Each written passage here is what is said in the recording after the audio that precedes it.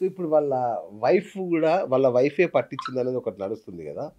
నిజంగా వాళ్ళ వైఫ్ పట్టించింది. ఇప్పుడు ఆమె విక్టిమా? లేదంటే ఆమెను సాక్షిగా ఏమన్నా బుక్ జేస్తారా? లేదు వైఫ్ సాక్షి నడవదు. ఇది సైబర్ క్రైమ్ ఉంది. దీంట్లో అవును. డిఫాక్టో కంప్లెయింట్ అంటే ఎవరు ఫిలిం ఛాంబర్ ఉన్నారు. అవును. వాళ్ళు సాక్షిగా వస్తారు కదా! ఓకే. వాళ్ళకి ఎంత లాస్ అయింది. వాళ్ళు ఇప్పుడు 23,000 కోట్లు లాస్ అయింది. అంటే వాళ్ళు బ్యాలెన్స్ షీట్ రాయాలి కదా! అది. అవును. అవును.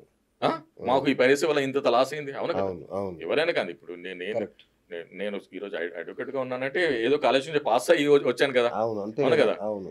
లేదు నేను సినిమాలాగా నేను టై యేసుకుంటాను, కోట్ యేసుకుంటానని అవ్వదు కదా! అవును. సో, వాళ్ళు చెప్పిన మాట కూడా దానికి ఎంత వాల్యూ ఉంది మనం కూడా చెక్ చేస్తాం కదా! హ్మ్. రైట్. ఇప్పుడు రవి నేపథ్యం ఏంటి సార్ అసలు? అంటే ఆయన ఎందుకు ఈ మార్గాన్ని అంత నాలెడ్జ్ ఉంది టెక్నికల్‌గా అద్భుతమైన వ్యక్తి గదా! ఎందుకు ఎంచుకున్నాడు అనుకుంటున్నారు? మీ మీ యెస్. ఆలోచన? Yes. Very very good questions yes తెలుసా? సార్. ప్రతి మనిషికి అంటే ధర్మం కింద మాట్లాడతాను. రైట్. రైట్. 64 క్యారెక్టర్ ఉంటాయి. హ్మ్. 64 క్యారెక్టర్‌లో దొంగతనం కూడా ఒక క్యారెక్టర్. అచ్చా! ఓకే. అది ఆహ్, అది ఇంగ చతుషష్టి కళలంటారు వాటిని. ఆ! అది చతుషష్టి కళల్లో ఆ! చోర కళ గూడా ఒకటి. ఒకటి. ఆ!